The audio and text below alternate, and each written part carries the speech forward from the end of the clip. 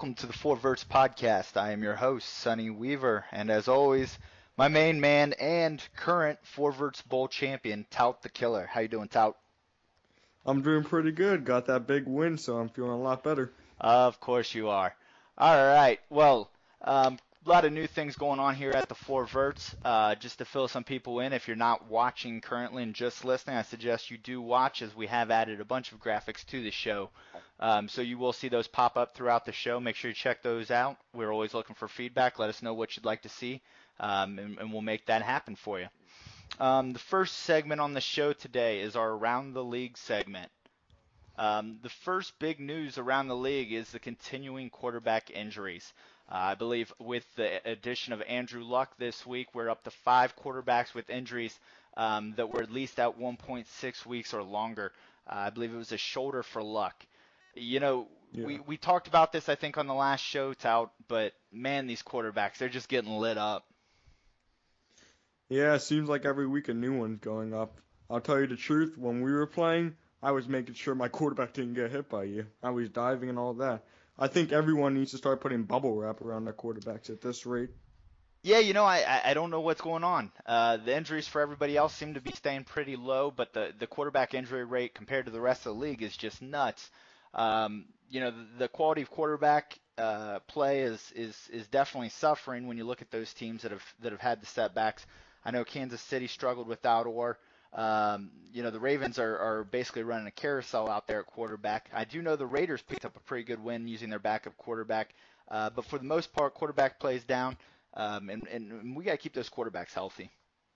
Yeah, it's weird, too, because most of the quarterbacks are getting hurt. It's not even coming on sacks. It's just coming on hits or just running out of bounds or something like that. Yeah, it's a strange situation. Next up around the league, and you know, something that pains my heart to talk about a little bit, but we'll bring it up because you earned your dues. This is the Verts Bowl, the Cincinnati Bengals and the Jacksonville Jaguars. You know, we'll set this up a little bit here. First half. You half. can tell the story. Go ahead. First half. Well, I'll tell it like it really is, and then you can make up your part. All right, fine. Go ahead. First half. You know, Tout comes out, big drive, marches downfield. Ends up having to settle for, I believe, a field goal. Yep. Next drive, I come out, throw an interception, the first play of the game. Glennon a little off on his ball there. Next drive after that, make Tout settle for another field goal there, and the Jaguars not getting the momentum they really need. Hold up. Stop lying. It was 10-0 at one point. It was. We're getting there. Hold on. All right. So then we come out the next drive. Glennon proceeds to throw a curl route to Albury on the left side, which is picked off and returned for a touchdown, making the game 10-0 at this point. You know, it really was a tale of two halves. And not to get into too many details, but, you know, first half, the Bengals just weren't playing good. I'm not real sure what was going on there. Jazz Collins misses a wide open bomb down the field, hits him in the back of the head, never turns around to look for it. It was embarrassing. But it was a tale of two halves. And when the second half came around, let's just get to the fourth quarter. And the second half comes around, and the Bengals show up, and when we start schooling Tout, and it looks like the Bengals that should be there. But I'll give Tout his dues. Late in the fourth quarter. Darrelle Revis. There's a fumble for touchdown that would have iced the game for the Bengals that was overturned, and then Tout and his team made the plays they needed to play. A long bomb down the field to Steve Bell. They punched in the touchdown, and you know, the Bengals had 40 seconds left. We marched down the field and came up 2 yards short on a Darrelle Revis tackle on the 2-yard line. So, you know, I'll give props to Tout. It was a big win for him and his Jacksonville Jaguars. It keeps them in the hunt down there in the AFC South. And I hope to get a rematch in the playoffs. But, you know, some of you may be aware of this stat, but in 10 seasons, Tout, in his ownership role, has never made the playoffs. So I don't know if I'm going to get my revenge, and it's kind of upsetting that I'm not going to get to play Tout again and get my revenge. You know, here's the problem with that, Sonny. You're saying I won't make the playoffs? Now, I just beat you, so why the heck do you think you're making the playoffs? Because, Tout, I'm still a better team. You know, my team is very well rounded. Yeah, so and honestly, the old and slow team just beat you. Tout. History shows that you and your Jacksonville Jaguars will not make the playoffs. History is history fact can be until changed. it's fact until proven otherwise. So until you can prove All right, otherwise, well, we'll prove it otherwise. That's not an issue. hopefully you do. But anybody looking at the screen right now will see that you in your 10 seasons is tied with Jackie Moon in his 10 seasons and Tom Monteith over in the Minnesota Vikings with 7 seasons, I believe, of being in the league and never making the playoffs. You guys, unfortunately, are, choke artists. Okay. I'm not going to say we're choke artists. We don't choke. We just get either crushed or we win. That's how it works for us. In our case, we barely came out with a win for once. But we don't choke. Well, we'll see, Tout. But, you're in position right now. I think you're going to be in the hunt down the stretch. Yep. I hope to see you in the playoffs. Hard schedule, though. It is. So we'll just have to wait and see what happens. All right? But once again, congratulations. Tout wins the 4 Verts Bowl. All right, moving along. Something that's interesting, I'm not sure that's been explored a lot around the league, is the Super Bowl hangover we have here at NBL. I went back and looked, and currently no Super Bowl champion has made it, or Super Bowl runner-up has made it past the first round of the playoffs the following season after they lost in the Super Bowl. The 49ers 2 seasons ago lost first round to the Eagles. The Green Bay Packers last season didn't even make it to the playoffs, finished with an 8-8 record. And that brings us to the Denver Broncos. They got shellacked this past week by the Chargers. They lost by 24 points, and that was just a beatdown.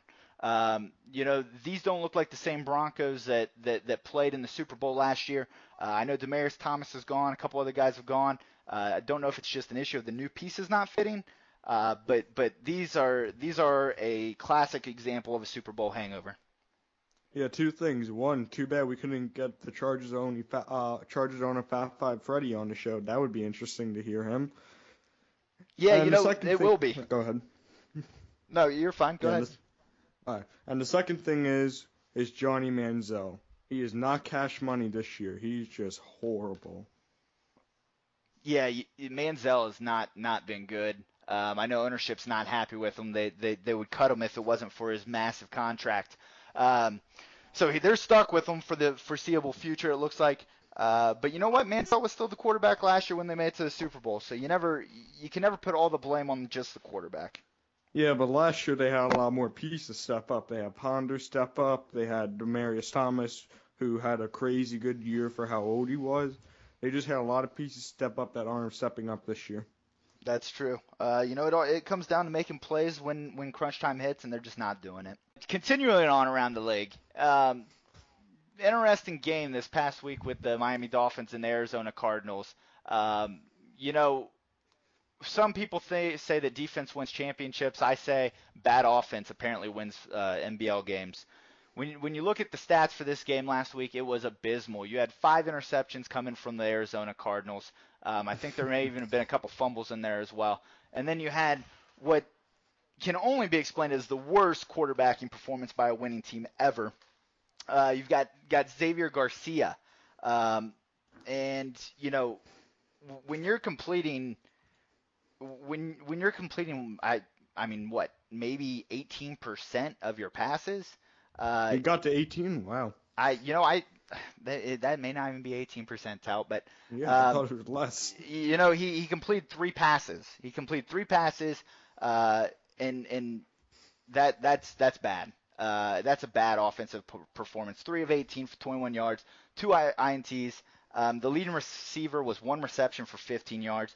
The only saving grace in that whole thing was Iran Agurs, who had 85 yards on 18 carries with a touchdown. Big run there in the second half that kind of broke the game open. It really came down to the pick sixes from the Miami Dolphins defense, but management in Miami feels that team is built around the defense. I, however, would argue that the team lacks offense and has been fortunate to play some bad offenses up to this point. Sonny, I don't even know what to say about that offense. Normally, when we talk about an offense that bad, it's on the losing side. But when you win that game, I think we have to turn this over to the Cardinals and what happened there. Something just went wrong there. Yeah, that Cardinals offense used to be very dynamic. It was one of the top offenses not that long ago. So, management out there in Arizona is going to have to figure out what's going on because that's not the same Cardinals team that was always in the hunt for a playoff spot out there. Yeah, didn't they have the NFC Rookie of the Year last year? I As their believe they quarterback? did. Goodman, What happened to I don't know him? what's going on with him, but they got to What's get that going on ship. with Arizona as a whole? Yeah, they got to get that ship corrected as soon as possible. All right, well, that's going to be it for Around the League.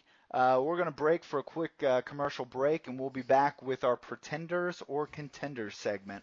The 4V Podcast is sponsored by Madden Underground. Elite leagues, tourneys, and more. Go to maddenunderground.com for more information.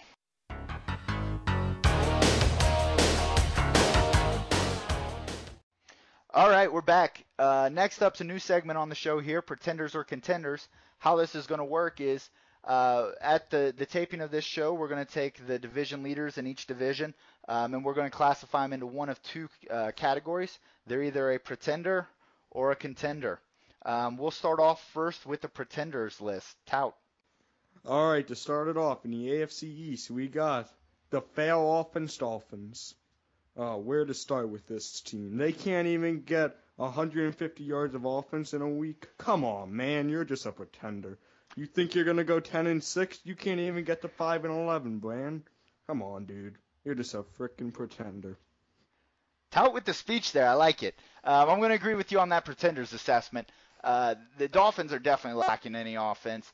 The defense, like I said, is a little bit overinflated, and the reality is at 2-3, they haven't even hit the toughest part of their schedule. I think for them to get to 500 is going to be a Herculean task for them. And, Hell, to get to 5-11 is going to be a Hercules task for them. I believe you called that as your prediction, didn't you? Yeah, but I didn't realize how bad they were. Well, things happen. True. All right, so moving on to the AFC South. We're going to go ahead and throw in the Tennessee Titans as pretenders. And here's why. They'll only be the division leader for another week. Well, we got to go with what's there. It's the rules. So Yeah. The Tennessee Titans, I'm going to go out on a limb here and say pretenders because of the schedule up to this point. Relatively soft schedule. Haven't beaten anybody of note, really. They do have a win over the Vikings, which was a decent win, but I'm going to go pretender here just because they got to still play most of that NFC North still, a lot of the AFC North still. I don't foresee the Titans holding on to that league. And I'm actually with Tout on this one. I think it's going to go to Tout for the division, but we'll have to wait and see. I'm not going to get too excited about that. Yeah, I agree. He is a pretender just because of the strength of schedule. Not only does he have to play the AFC North and the NFC North, but he also has to play the AFC South, where historically he does lose at least 2 games a year in it. Go ahead, Tout. Take it away. All right, so our next pretender is the Pittsburgh Steelers. Now, you guys might be wondering, why the hell is Pittsburgh on that list? Well, he normally is a great owner. He is a great owner. He normally gets a lot of wins per season, but this year it's just not the same.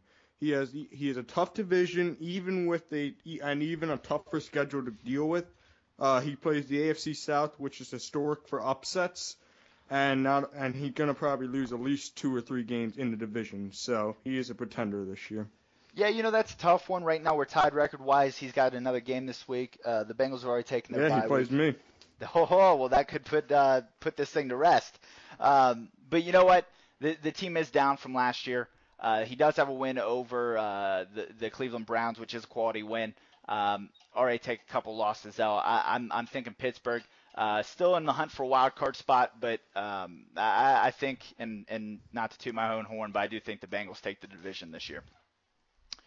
We'll move on a little bit, and so this one was tough. We were looking for the division leader out of the NFC South, but the reality is everybody's tied in the NFC South. So we went ahead and listed the whole NFC South as pretenders. Somebody has to win that division and make the playoffs, but I couldn't tell you who that's going to be. I would lean towards the Saints at this point to come back and reclaim that throne. But you know what? Who knows? Because that division is stinking it up. I don't know what's sadder, that they have 4 losses each, or 5 at this rate, or that they all have 1 win. They don't even deserve to have 1 win. They cannot play offense. They cannot play defense. They just look like idiots on the field. They shouldn't even be on the field. They are complete pretenders, and they shouldn't even be in the playoffs. One of them at that rate. Do you play anybody from the NFC South this year, Tout? Sadly, no. Oh, okay. I was going to say they may make you eat your words on that one, but as long as you're safe there, we'll keep going with that. Hey, last year about that, I played the Saints and kicked his ass. Kicked his ass. All right, so we're moving on to the contenders. You know about that, Sonny. Of course. All right, so AFC West, this is kind of my dark horse for the whole year. San Diego Chargers. He's already got 2 big wins over the Kansas City Chiefs and the Denver Broncos. He's looking good. It's kind of a sellout year. I know they've got some issues with re-signing players out there in San Diego. It's kind of all in on this year. So I like the San Diego Chargers to do big things, get to the playoffs, and make some noise. And they're the top contender right now in the AFC. Yeah, last year I had the San Diego Chargers actually winning the whole ship. He got to the AFC Championship game, which was impressive. I think he might have a chance of winning it this year. It depends on what happens. If he can make it out of the playoff, he's going to have a tough schedule in the AFC. Every team that makes it out does. So hopefully he can. Yes, let's hope that happens because I think Freddie's got a good shot to do some big things this year. And he deserves it more than all the others. So next up for the contenders is the New York Giants. Now, it's funny. His name is one and only, but at this rate, he's not going to only get 1 win. He might get 2, who knows, even 3 wins. He's a contender just because not only did he get Shannon Gresham in the offseason, he's just pretty much lighting it up on the field. Hey, Tout, quick question for you, buddy. What comes after 3? 4. What about after 4? 5. Okay, so he's got 5 wins. So obviously he's going to get 1, 2, and 3 because he's already gotten 4 and 5 as well. So the Giants are the contenders, sitting at 5-0. Tough division with the Redskins doing some big things out there. I know the Eagles took a hit recently with some injuries. The Redskins are going to battle them down to the wire, but I think the New York Giants are going to be the top contender coming out of the NFC this year. I like them to be the number 1 overall seed. Sonny, hold up for 1 second. By the way, the 1, 2, 3, that was for the playoffs. Yeah, I don't know about that, but okay. Anyways, let's go over to the NFC North. The battle for the North is always a tough fight, and whoever comes out of there tends to do well. They make it deep in the playoffs. We're going with the Chicago Bears. Kind of the same setup. Wait, hold up. We don't have the commissioner in there? You know what? The Super Bowl defending champions, Detroit Lions, they are not in there because based on our rules, the league or division leader right now is the Chicago Bears, so we had to go with the Bears. I would be open. I'd be open to the Lions making a run later in the year and taking that division, but as of right now, the Bears are owning this division, undefeated. I like the Bears to come out of this division later in the year and make another run in the playoffs. Yeah, as long as they do it on the back of Markel Ryan, who's having an unbelievable year this year. They have a shot as long as Markel Ryan keeps running. I think he's on the track to break. Let's see, what is it? How long has this rushing record been here for? It stood for probably 30 or 40 years. Yeah, it looked like he might be able to break it this year at this rate. It's possible. All right, guys, so the next contender is going to be the San Francisco 49ers. Now, it seems like he always comes out of the NFC West and he always makes noise in the playoff. So why won't it be his this year? Even with the loss to Seattle, they have experience to win, which means they can do anything they need to do. They'll beat the top opponents down the stretch, and who knows what can happen with them. Yeah, I'm just not ready to buy into ownership out there in Seattle just yet. Still early in their tenure. We'll see how they go. I know they do have the win over San Francisco in a tight game. I think that the experience will hold true towards the end of the season. The 49ers pull it out, and we get to see Saluki back in the playoffs this year. So we'll have to see how that plays out. Yeah, one thing about the Seattle owner, he makes great visuals, though. Yeah, he does. We'll have to get him on the Verts Podcast crew here. He's really good at it. All right, so that's our Pretender and Contender segment. We're going to break for one more commercial break here, and we'll come back with the Division Showdown.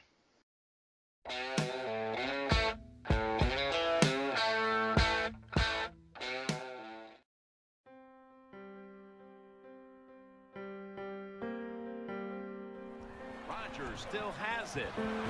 Looking long. Hauls it in. What if I told you after a division title winning year, and a Super Bowl loss that a former Green Bay Packer legend and Super Bowl champion would lose his job, never to regain it. NBL Films presents ESPN 30 for 30. Rodgers packs his bags.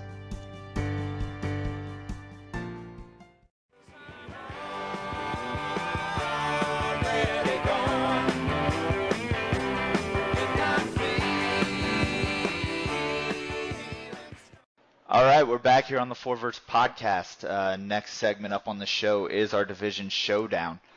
We've got the AFC West on today.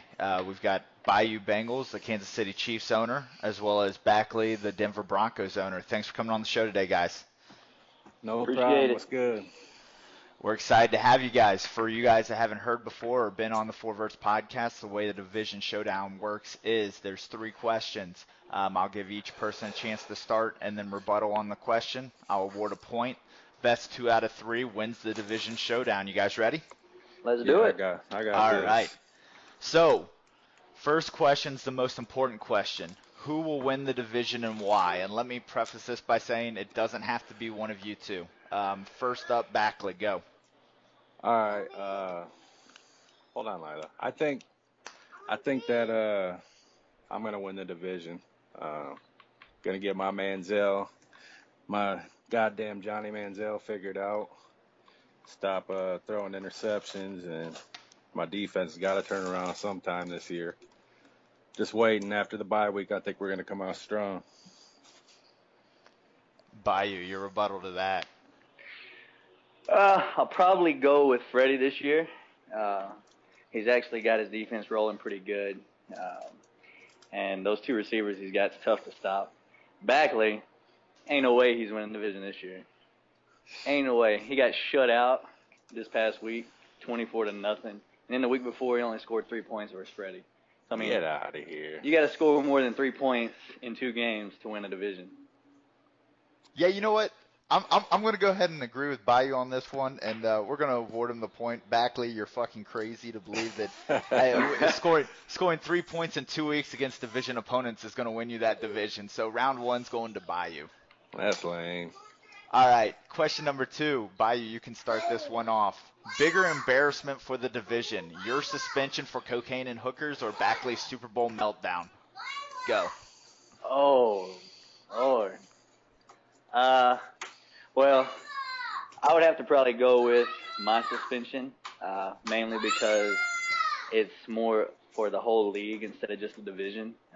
Backley's fuck up in the Super Bowl, I mean, that's pretty epic because a lot of people were watching, but, you know, whenever it's something that hurts the whole league, you know, especially whenever, I wouldn't say I'm like the most popular guy, but whenever you win 2 Super Bowls, you know, you're kind of one of the top 10 faces of the league.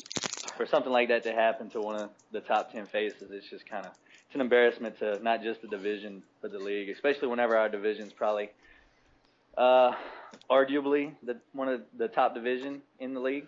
So I would have to go with the hookers. Yeah, that's very embarrassing. Backley? Well, you know, the hookers and stuff is embarrassing, but we kind of come to expect that of old Bayou over there. But I think John Fox's mistake in the Super Bowl was got to be the biggest embarrassment of NBL history. You know, it was for a Super Bowl, 4th down, could have pinned him deep. Instead, we go for it, thinking we get another kickoff, another coin toss. So I think that's a pretty easy one. Yeah, I'm going to go ahead and agree with Backley on this one. That is the most epic fuck-up of NBL history. Bayou's is pretty embarrassing from a personal standpoint. However, I'll tell you what, that letdown, you know, Backley may never get to another Super Bowl with the way he's playing right now. So him pissing away his only opportunity is going to be the winner for this. So we're going to go 1-1 into the last question here. Backley, you will get the last or start on the last question here. Give me the final record prediction for the guy across from you right now and why. All right. Well, since I said I'm going to win the division, I got to say 11-5. I think I'm going to run the table and win the division. No, you bum, not you. For your opponent. Give me your opponent's record. I say he's going to be 11-5. So how are you going to win the division if he's 11-5? So I'm going to win out and only have 4 losses. Oh, God, that's some tout logic. Bayou, go. Oh my God. So let's see. His division record is 3-4 right now. He can't run any offense worth a damn. Manziel has, 10 touchdowns on the year. 6 came in a sim. So I'm probably going to go with he's going to lose probably another 3, probably 4 games. Damn. That's going to put him somewhere around 8-8, 9-7. And, he's going to miss the playoffs by a long shot. All right, I'll remember that. That's looking pretty legit right now. So I'm going to go with Bayou here for the division win. Yeah, Backley, you're nuts. You guys both can't win that many games right now along with Freddie. So I think Freddie actually wins this division, so your record's way off. The division showdown's going to Bayou. Thank you guys for coming on the show today. It was fun. Go take care of those kids, Backley. Get them some ice cream or something, and I'll talk to you guys later. All right, man. Thank you. It was fun. Thanks for coming Appreciate it, Sonny. All right. Well, that's all the time we have for today here on the Verts Podcast. I'd like to thank our sponsors, Madden Underground, as well as MBL Films for that 30 for 30 promo. Make sure you check that out. I'd also like to thank our guests today, Backley and Bayou, for coming on and doing the Division Showdown. I know that was a lot of fun for everybody to listen to. Make sure you tune in next week. We'll, of course, have another Division Showdown and take a look around the league to see what is going on. For all of us here at the Verts Podcast, I'm Sonny Weaver saying see you later. Peace out.